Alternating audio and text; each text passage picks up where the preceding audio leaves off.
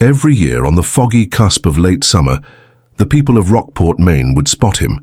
The old man on the weathered bench by the breakwater, eyes fixed on the horizon, as if waiting for the Atlantic to return something it had taken. Some said he was a widower, others that he'd lost a son to the sea, but no one knew for certain why. On August 19th, always August 19th, Eli Madsen returned to that same spot, rain or shine, decade after decade. Children dared each other to ask him, and tourists snapped photos from a respectful distance, but Elias never answered their questions. He just sat, silent and steady, as the salt, thick wind whipped his grey hair and the gulls circled above. What was he waiting for? What story lived in his silence? To understand that answer, you have to go back to the war, when the sense of waiting, of longing, was a constant, heavy ache in every corner of this coastal town. Rockport in 1942 was a place transformed by conflict. The old fishing docks now heaved with Navy supply crates and sandbag barricades. The air smelled of diesel and brine, laced with the distant tang of burning coal from the shipyards. Wartime posters flapped against the walls of the general store, loose-lipped sink ships, and blackout curtains turned every window into a square of anxious darkness after sundown. Lines curled around the block for sugar and butter, rationed down to the last crumb. Yet for all its hardships, Rockport pulsed with life. Sailors on shore leave, women in crisp uniforms, and families clutching telegrams that might carry either hope or heartbreak. It was in this world that Eli to everyone who knew him, walked, his boots scuffing the salt-stained boards of the wharf as he hauled nets for his father in the grey pre-dawn. Only 21, Eli bore the broad-shouldered build of a fisherman and the wary hopefulness of someone who'd never left his town, but dreamed in secret of far-off places. His hair, sun-bleached and unruly, fell across his brow, and his hands were rough from years of rope and brine.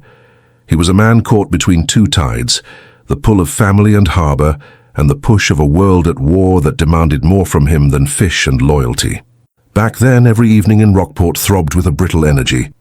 The USO Hall at the edge of town became, on certain nights, a beacon for all those adrift, locals, sailors, even refugees, whose accents twisted through the air like unfamiliar music. The building itself, a converted lobster warehouse, was strung with bunting and lanterns to mask its battered walls. Inside, the floorboards trembled to the beat of big band records, and the air was thick with the scent of powdered sugar and borrowed perfume. That's where Eli first saw her. Marguerite Leclair, Margot to her American friends, stood near the punch bowl, her brown hair pinned in a tidy roll, her lips set in a line of quiet determination. She wore a navy skirt and a starched white blouse, the sleeves rolled up as if she were prepared for anything.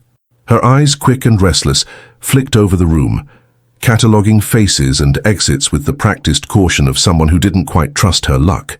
She spoke with a French-Canadian lilt that softened her English, and she carried herself like someone who knew how quickly safety could vanish. Margot's presence was an open secret in Rockport.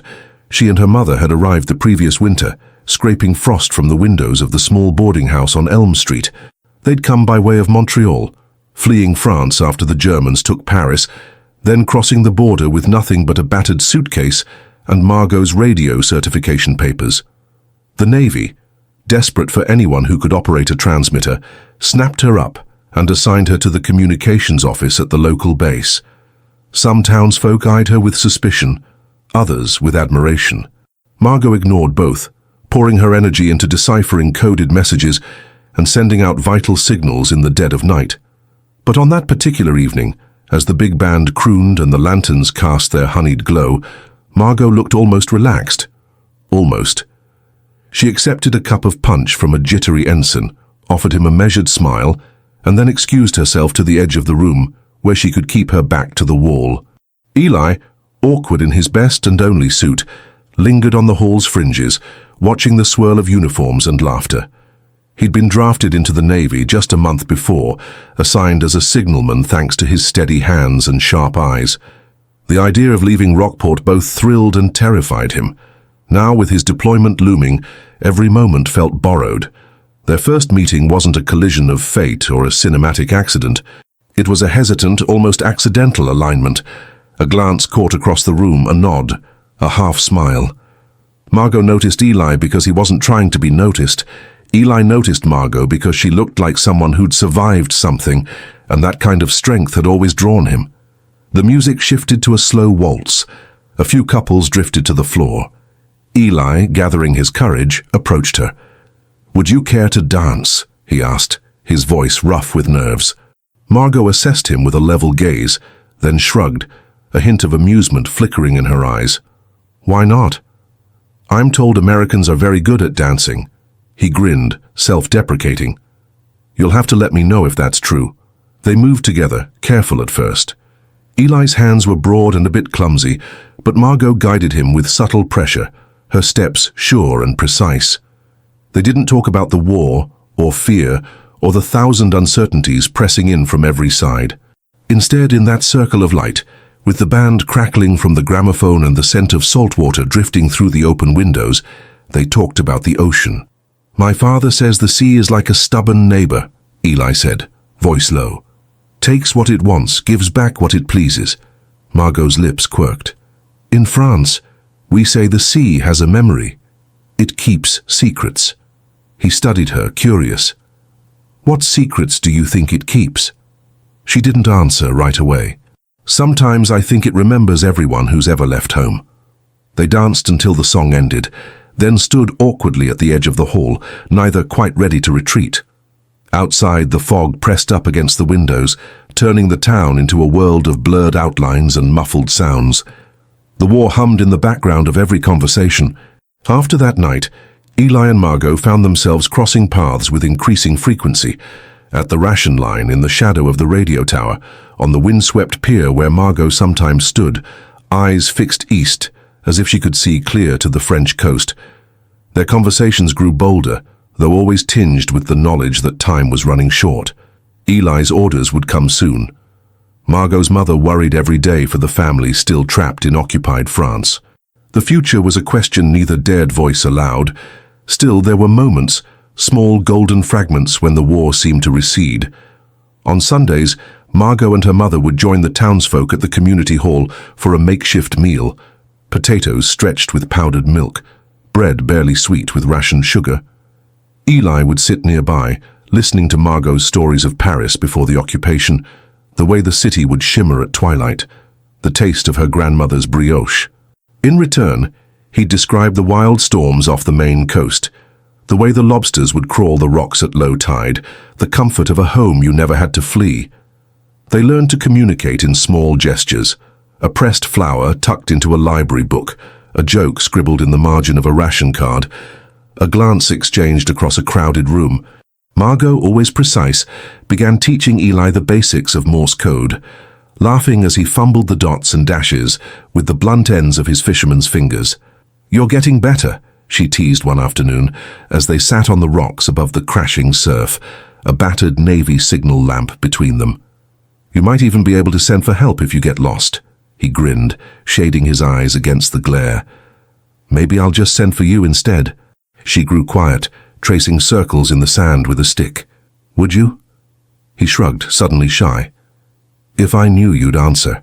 Margot's reply was soft, almost lost in the wind. "I always answer." Yet, for all their growing closeness, the war was never far.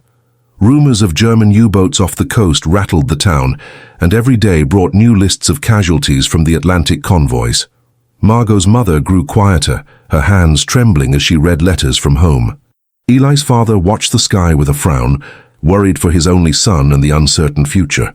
The night before Eli's deployment, the USO hosted another dance. The mood was somber, the music slower, as if everyone sensed what was coming. Eli found Margot on the porch, her arms folded tight against the chill, her breath a pale cloud in the moonlight. "I'll write," he promised, voice thick. "I'll listen," she replied. But letters, they both knew, were no guarantee. The Atlantic was vast, the war unpredictable. Margot reached for his hand, her grip fierce. "Promise me something," she said, forcing him to meet her gaze. "Promise me that no matter what, you'll come back to Rockport. Here, this spot, by the ocean, every August 19th, even if it's years from now, even if..." Her voice faltered. "If we're both alive, we'll find our way back." Eli squeezed her hand, memorizing the shape of her fingers, the line of her jaw, the way her eyes didn't look away from fear or hope. "I promise," he said quietly. August 19th. Every year. They stood together in the fog, the world around them shrinking to the sound of the surf and the promise hanging between them. Above, the lighthouse beam swept across the bay, steady and relentless, as if marking time for all those waiting and all those who might never return. Years later, people would ask why after all this time the old man waited by the ocean every August 19th. They'd wonder what he hoped to see on the horizon, what memory kept him anchored to that spot. But the truth, as always, was in the promise, carried across years and tides, whispered in the hush between heartbeats waiting to be answered. And so, as the fog rolled in and the gulls cried overhead, Eli Madsen took his place on the weathered bench, eyes fixed on the Atlantic, waiting for the sea to give back what it had promised to keep. In the weeks that followed that first uncertain dance, the war seemed to press in from all sides. Blackout curtains muffled the yellow lamps of Main Street. Ration lines curled around the shops like patient, hungry snakes. Yet amid the constant thrum of worry and the distant churn of naval engines, something quietly urgent unfolded between Eli and Margot. Their meetings were fleeting, always shaped by the rhythm of the port and the demands of war. Sometimes it was a hasty wave while Margot, in her crisp navy blue uniform, hurried to the radio room, a stack of coded messages clutched to her chest. Other times, Eli would catch her at the baker's, exchanging ration stamps for a rare loaf of rye. But most often, they found each other at the edge of the breakwater after dark, where the sea's cold breath carried secrets and the future felt as uncertain as the shifting tide. On those nights, their conversation danced between English and French, sometimes dipping into Norwegian when Eli struggled to describe something that had no English equivalent. Margot would laugh then, her voice low and musical, and Eli found himself wishing those moments could stretch on forever. One evening, as the fog rolled in and the bellbuoy tolled somewhere out in the mist, Margot pressed a folded scrap of paper into Eli's palm. Her hands were roughened from work, her fingers ink-stained from hours at the transmitter. "It's a code," she whispered, glancing around. "For you, just in case." She smiled, but Eli could see the worry in her eyes, the way her shoulders tensed each time a jeep rumbled by. They'd heard the rumors, about foreign nationals, about spies. Margot, with her accent and her foreign name, was always careful, always watching. He unfolded the paper later, under the dim yellow light of his attic room. It was a simple Morse sequence, dots and dashes arranged in a rhythm that made his heart thump. "WWII Pop." Always August 19th. Margot began teaching Eli Morse code in secret. Sometimes it was over the battered radio in the comms room, where she'd slip him a mug of weak coffee and tap out messages with a pencil, disguising their lesson as mere idle practice. Other times, they'd use the rhythm of their footsteps along the boardwalk, 1, 2, 1, 2, 3, long and short, until Eli could hear the words in his sleep. Their world was narrowing, the war making everything finite. Letters from France became Margot's lifeline, each one a thread connecting her to a mother she hadn't seen in more than a year. She read them aloud to Eli sometimes, describing the sound of church bells in Rouen, the taste of apples from her mother's orchard, the ache of missing home. Eli listened, his own family never far from mind. His father's hands calloused from a lifetime of hauling nets, his mother's quiet patience as she waited for her sons to return from the stormy shoals. One night, as they watched the phosphorescence curl around the rocks, Margot's voice trembled. "I heard from a friend in Paris. There was a raid. My mother's street." She stopped, pressing her lips tight. Eli reached out, hesitant, and took her hand. "She's strong, like you." But Margot shook her head. "I don't know if I'll ever see her again. I don't know if I'll ever go home." Eli could find no comfort, only the cold reality of war pressing in. But Margot's grip tightened, and in that silence something unspoken passed between them, a promise that whatever happened, they would not let the ocean of war sweep them away from each other. The weeks blurred. Eli's orders came suddenly, scrawled in neat Navy script. He would join a convoy escort, cutting across the North Atlantic to deliver supplies to beleaguered Britain. The ships were fat with cargo and dread, their hulls painted with wide stripes meant to confuse the U-boats that hunted beneath the waves. The night before he was to ship out, Eli found Margot at their usual spot, the lighthouse beam sweeping overhead. They sat side by side on the breakwater, knees touching, the world reduced to the rhythm of the surf and the distant pulse of the radio tower. Eli tried to memorize her, the way the salt air curled her hair, the lines of worry at the corners of her eyes, the stubborn set of her mouth. He wanted to say everything, how he feared he'd never see her again, how he hated the thought of her alone with only static for company, but the words stuck. Instead, Margot spoke first, her voice barely above a whisper. Eli, if we both survive this, if the world doesn't come undone, let's meet here, every year, August 19th, no matter what. The foghorn moaned, carrying their promise out to sea. He swallowed, jaw clenched. I'll be here, I swear it, Margot. She pressed something into his hand, a small, battered compass, the brass worn smooth by years of use. For finding your way, she said. Just in case.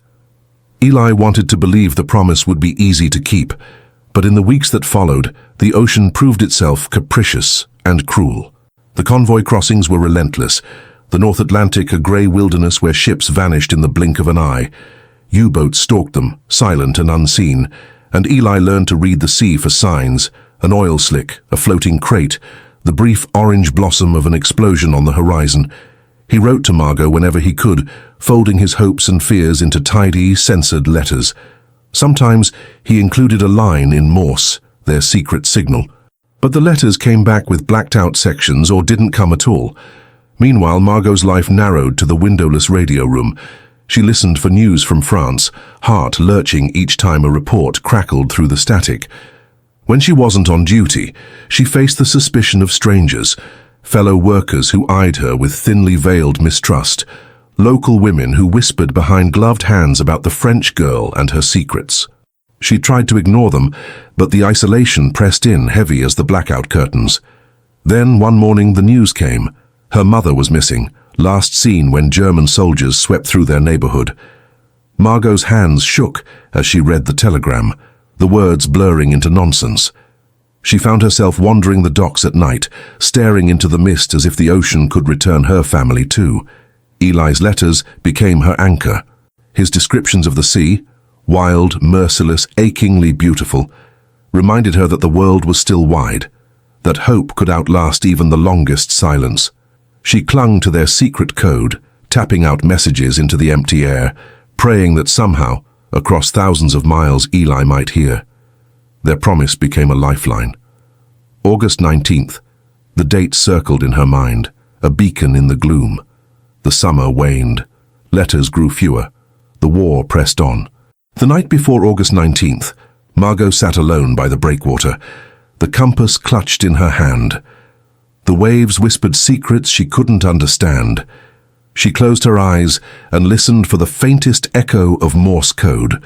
3 short, 3 long, 3 short. A call for help, a promise not yet broken. In Rockport, people carried on, unaware. But for Eli and Margot, every day was a battle against distance, uncertainty, and loss. Their love was a thread stretched thin across continents and oceans, tested by suspicion, grief, and the relentless march of history. And yet, every August 19th, a promise waited by the sea, unanswered perhaps, but unbroken. As you listen to this story, imagine what it would be like to love in the shadow of war, to hold on to hope when everything around you is uncertain. Would you have made such a promise? Would you have the courage to keep it? If you're moved by Eli and Margot's story and want to hear what happens next, make sure to subscribe and join us for the next chapter. Their journey has only just begun, and the ocean still holds its secrets. The war, like the ocean, was a force that could not be pleaded with, reasoned with, or escaped.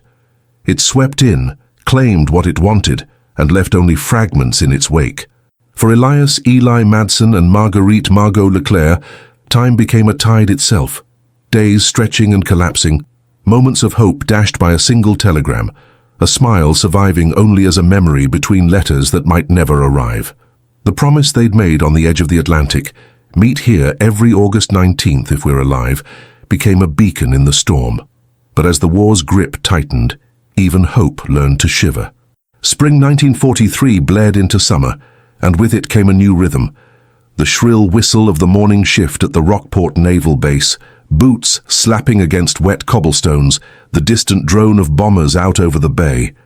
Margot's world shrank to the size of her headphones, her hands, and the endless static of intercepted transmissions. Each night, she folded herself into the narrow cot at the boarding house, willing sleep to come, willing the news from France to be gentle. The day Eli's convoy shipped out, the docks were slick with rain. She pressed her hand to his chest, feeling the thud of his heart beneath his borrowed uniform, and whispered the promise again. No matter what. August 19th. Here. He squeezed her hand so tightly she could feel the ache for hours after he'd gone. His letters arrived in ragged bursts, weeks apart, words blotted by censors, the shape of his longing slipping between lines. Fog thicker than soup. Miss you. Learn to sleep with one eye open. Morse code makes the world smaller. Still count the stars for both of us. E. Margot clung to those letters as if they were life jackets. She replied with careful optimism, painted landscapes of Maine and the changing seasons, and tucked coded I love yous in the margins, hoping some part of him would feel her warmth across the Atlantic. She hid her own ache behind jokes, her homesickness behind stories of the lobster fisherman and the ancient cat who ruled the docks. But war was a thief. It took Eli's friend Thomas in the Barents Sea, it took Margot's sleep, and then, one smoky afternoon in May, it tried to take her hope. The telegram arrived at the base, hand-delivered by a pale-faced runner. Margot's hands trembled as she unfolded it, lips moving over the stiff English. Leclair, Geneviève, located, alive. Relocated, Paris. Unable to return. Await further contact. Her mother, alive. But France, still an iron gate. The relief was so sharp it stole her breath, and then the ache returned, sharper still. She pressed the telegram to her heart, and for the first time in months, she wept. Tears for her mother, for herself, for Eli, and all the promises the ocean might swallow. That night, the base commander called her into the cramped radio room. "We need you in Washington, Leclair," he said. "You're wasted on base transmissions.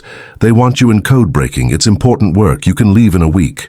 Margot stared at the maps tacked to the wall, the pins marking convoys lost and found. Washington was a world away from Rockport and the bench by the breakwater. She thought of Eli somewhere on the Atlantic, and the promise that had become the spine of her courage. If she left, could she ever make her way back? She wrote Eli that night, her pen moving faster than her doubts. "They want me in Washington." I said yes. "I'll find you again. August 19th, Eli, I swear. I'll never stop listening for your signal." But her letter vanished into the labyrinth of war, another leaf on a river. The North Atlantic that summer was a place where men learned to measure time by the heartbeat, not the calendar. Eli's ship, the USS Sable, ran convoy after convoy between Halifax and Murmansk, dodging U-boats and riding out storms that seemed determined to crack the world in half. The young men, faces chapped and eyes hollowed by sleeplessness, clung to small rituals. A lucky coin, a song hummed under the breath, a prayer whispered into the freezing wind. For Eli, the ritual was Morse code. At every spare moment he tapped out the secret rhythm Margot had taught him, short, long, short, long, short, long. A heartbeat in the dark, a promise sent into the ether. Sometimes, when the static cleared, he almost imagined he could hear her answer. That August, the ocean grew cruel. The Sable was 3 days out from Liverpool when the torpedo struck, a hollow roar beneath the waterline. Eli was thrown against the bulkhead, the world unspooling into a confusion of smoke, alarms, and cold salt water. He remembered the chaos, the shouts, the scramble for lifeboats, the biting wind that turned his hands blue. He remembered clutching his signalman's bag, the photograph of Margot tucked inside, the promise burning in his mind. He came to on a piece of driftwood, the sky a pale bruise overhead. The sea was wide and empty. He drifted for hours, the sun licking his skin raw, the signal Margot had taught him echoing in his mind. Short, long, short, long, short, long. If he let go of the promise, even for a moment, he knew he would drown. He did not know how many hours passed before a British trawler found him, half mad with thirst. His lips cracked from sunlight and prayers. He woke in a hospital in Plymouth, his leg bandaged, his mind circling only one thought. August 19th. If he could walk, he could go home. If he could go home, he could keep the promise. But the war did not end. It spun on, indifferent to his desperation. Weeks became months. He learned to walk again, wrote letters the censors never delivered, and waited for orders that would send him home. He counted the days on a scrap of newspaper, tracing the numbers with shaking hands. Margot rode the train to Washington with a suitcase that held only what she could not bear to leave: her mother's handkerchief, Eli's last letter, and the radio pin he'd given her at the USO dance. The city was a hive of uniforms and whispered secrets. She lived on black coffee and hope, her nights spent hunched over radios chasing German codes through clouds of static. Sometimes in the small hours, she tapped out their signal on the metal edge of her desk, the sound too soft for anyone else to hear. Her room was a box above a bakery, the air always tinged with yeast and longing.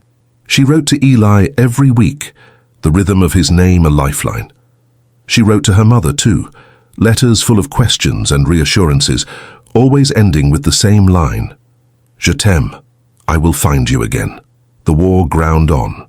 D-Day came and went, a flurry of headlines and frantic radio calls. Margot's eyes grew hollow, her laughter rarer. She listened for news from Maine, from France, from anywhere Eli might be. But the Atlantic was silent. That August, she sat on her narrow bed, the calendar open to the 19th, her hands shaking. She could not get to Rockport. The trains were full, the war effort swallowing every spare seat. She pressed her palm to the window pane, imagined the salt wind, the gulls, the old bench by the breakwater. She wept quietly, then wrote one more letter and sent it out into the uncertain world. I will keep the promise. If you are alive, I will find you. I will never stop listening. Rockport, Maine, August 19th, 1944. Eli limped down Main Street, the cane in his hand unfamiliar, the world both changed and unchanged. Victory banners hung limp in the damp morning air, the bakery windows fogged with sweet bread and memory. He paused by the harbour, heart pounding, and stared at the old bench. It was empty. He sat, the wood creaking beneath him, and watched the tide roll in. The fog curled around the rocks, muffling the world. He listened for a footstep, a laugh, a signal in the static. The minutes crawled. People passed, their faces curious and kind, but no one stopped. He waited until the sun set, until the lamps lit the pier, until every hope felt brittle in his chest. Then, with the last of his strength, he tapped the bench, short, long, short, long, short, long, his and Margot's signal, a message sent out to the sea. No answer came. He returned every year, the ritual growing heavier. Each August 19th, he sat, waited, and tapped out their code, the promise becoming the rhythm of his life. In Washington, Margot listened to the world end and begin again. Victory in Europe, the fall of Paris. The war sputtered to a close and the city sang with relief. She returned to Maine at last, the train rattling through green hills and memories, her heart a knot of hope and dread. She arrived on August 20th, 1945, one day late. The town felt both familiar and foreign. She hurried to the breakwater, breathless, but the bench was empty. Only the imprint of a cane in the sand remained. She sat, tears streaming down her face, and tapped their signal on the wood. The wind carried her message away. She searched for Eli, asked at the docks, the post office, the hospital, but the war had scattered everyone. No one had seen him since the previous morning. Years passed. Margot settled in Boston, her work in radio now mundane, her heart tethered to a memory. Every August 19th, she traveled to Rockport, sat on the bench, and tapped out their signal, hoping. Once she found a single wildflower tucked into the slats. A sign, perhaps, or just chance. Decades blurred. The world changed. Telegrams became phone calls, letters became emails, the ocean remained the same. Locals grew used to the sight, The old man on the bench each August 19th, silent and waiting. Some whispered he waited for lost love, others thought he waited for forgiveness.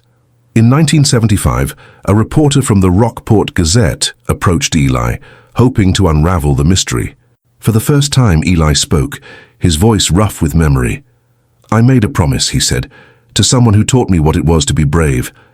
I told her I'd wait, every year, no matter what." "And did she come?" the reporter asked. Eli looked out at the sea, the fog swirling. "She tried, I know she did. But the world isn't always a story with a happy ending. Sometimes you wait. Sometimes that's the most you can do." The article ran the next day, tucked between advertisements for clam chowder and hardware sales. In Boston, Margot read it, her hands trembling. She packed her bag, boarded the next train, and made her way to Rockport. On August 19th, 1976, the town watched as an old woman with silver hair sat beside Eli on the bench. They did not speak at first.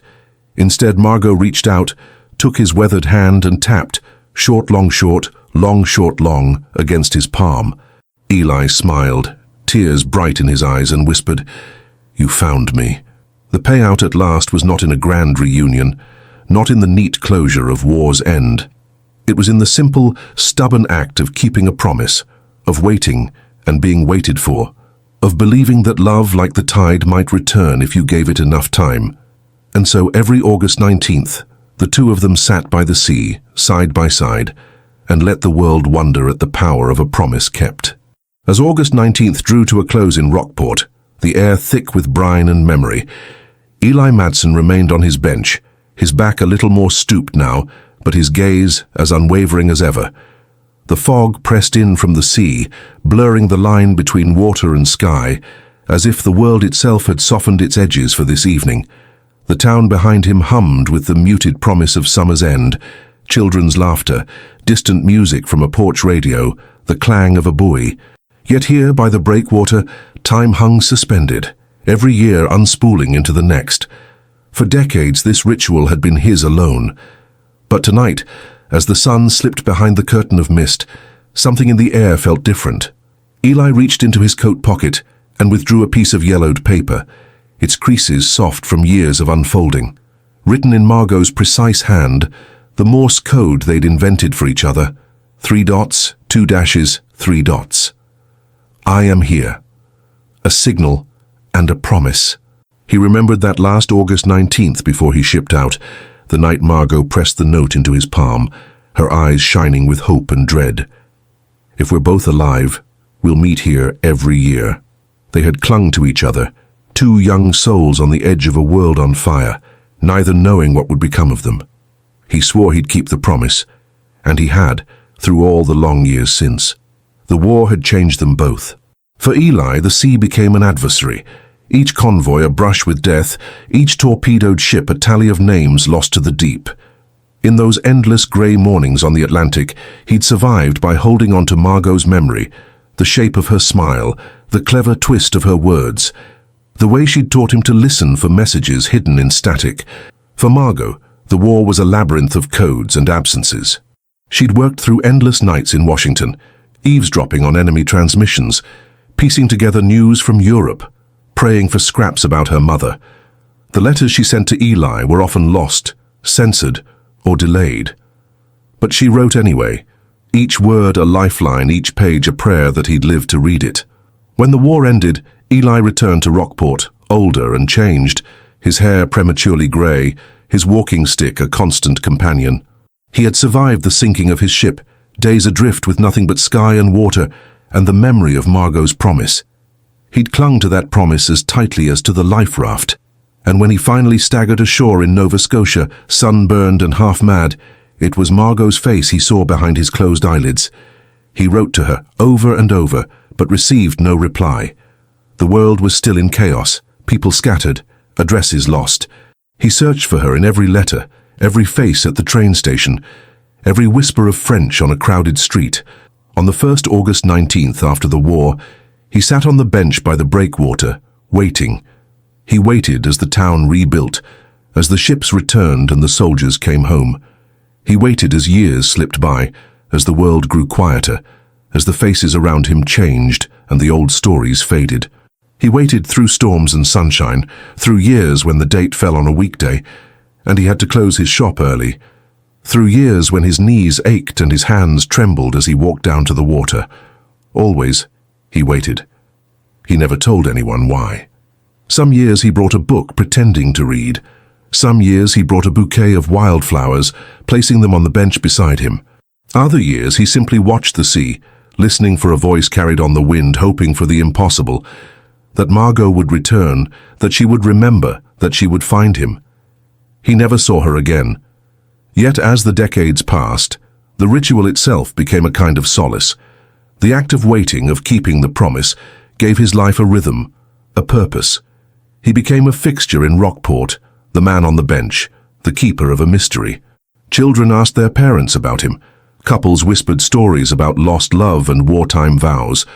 Some said he was foolish, others called him romantic, but Eli didn't care.